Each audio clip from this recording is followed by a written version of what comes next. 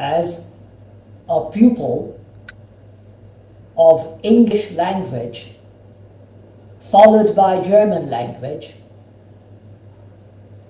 I had to learn two phrases which were very similar.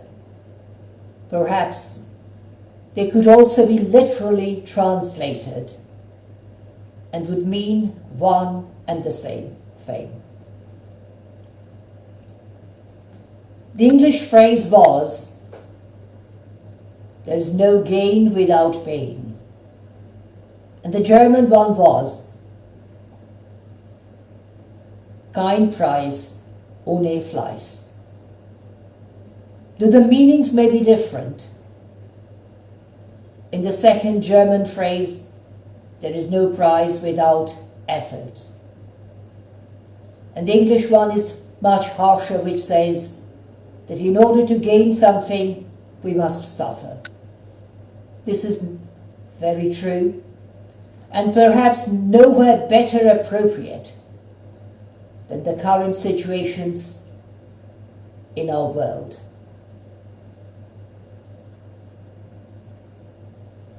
But before proceeding any further, I crave leave to extend my most heartfelt, humble, and sincere regrets befitting the current situation in our country, while I crave leave to extend my most cordial and humble condolence to the victims of the recent accident at a railway station in India, which killed many people. I also extend my most heartfelt and respectful condolence to the people of the Federal Republic of Germany on the recent death of at least 2 individuals who were victimized by a fanatic hardly a week ago, not yet a week, when the assailant drove into a crowd in the city of Munich in Germany, injuring many, and consequently 2 died, or perhaps the number will arise. The number will rise in future. My apologies. But it's not even a week to go that a country in Eastern Europe will be remembering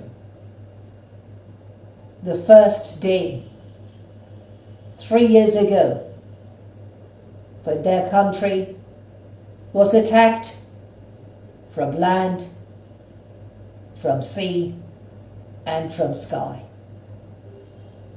by a vicious dictator, a greedy dictator whose country is one of the largest and perhaps the largest, yet he wants more.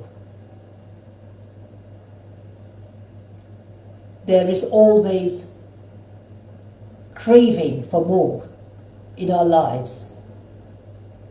But we are required to rule over that greedy desire. That is why we are called human beings. If we fail to do so, we also fail to claim that we are human beings. In the animal world, various types of animals,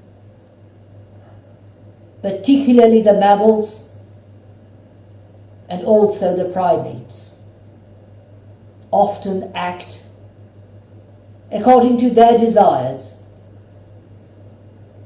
without considering the pains they cause upon others. But we human beings are called to be the superior, even the most superior of all species, because according to the Torah or the Holy Bible, the Almighty, our Creator, God Himself, breathed His breath into our nostrils, and therefore we share His nature.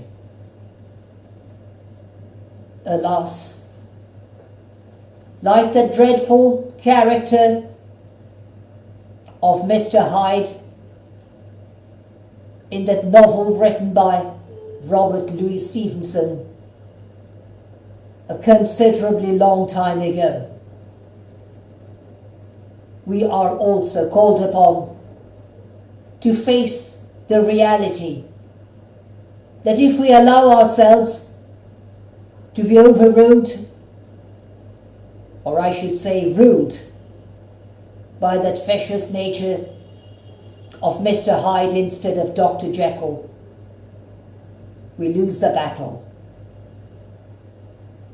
We lose not merely our very nature, the sound one, not the vicious one, but we also lose ourselves. We need to stand firm against all types of dictatorial regimes, including the ones from the Eastern world, even the one which has been tyrannizing its neighboring country for almost 3 years.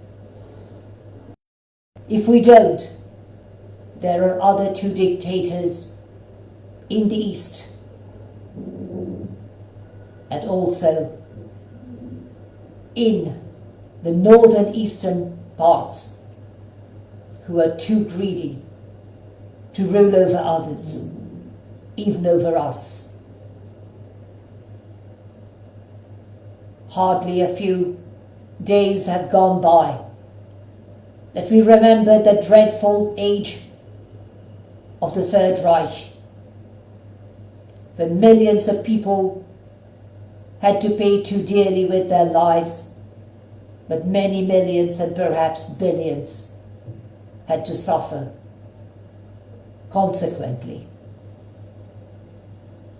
If we allow the dictator in the East to have the upper hand as he pleases, we lose the battle.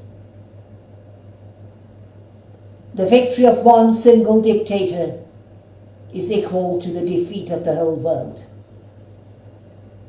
We therefore need to stand upright, confront the challenges of the world, if necessary, at our own pains, at our own risks. Yet, as recently as a few days ago, I came across a wonderful proverb, even posted on Facebook, which said, "It is better to die standing than to live kneeling." Slavery has been abolished in most countries of the world, even though, alas, regrettably, slavery prevails even today throughout the world, in a type or another, where the children are enslaved by forced labor, or women are oppressed and exploited, or we take advantage of those who are weaker and feebler than ourselves. The true heroism is not in ruling, but in protecting the weak, the feeble, the helpless. Our life on this earth, each of the single lives of each of us, is valuable, but also it is limited. Should we not do something in our world that even when we die, we will be remembered for our good deeds? We can stand upright, speak out our minds, speak up for others, and if necessary, fight lawfully, even befitting the Charter of the United Nations Organization, and encouraging others to come together to honor that particular article, namely Article 51 of the UN Charter,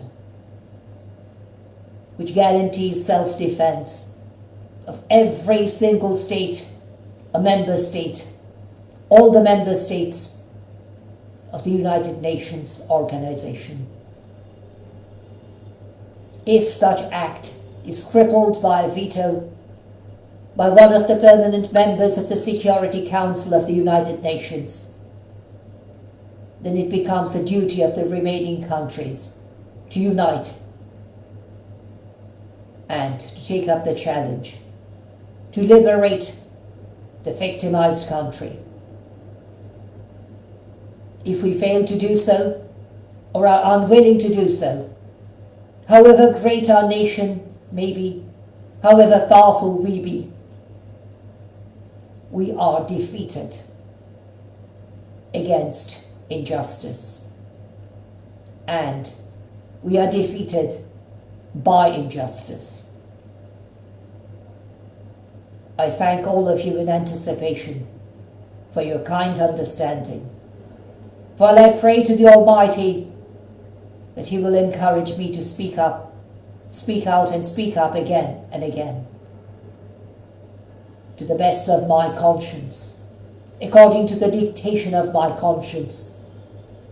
I rather be dictated by my own conscience than by a vicious dictator, even the ones of the Eastern world.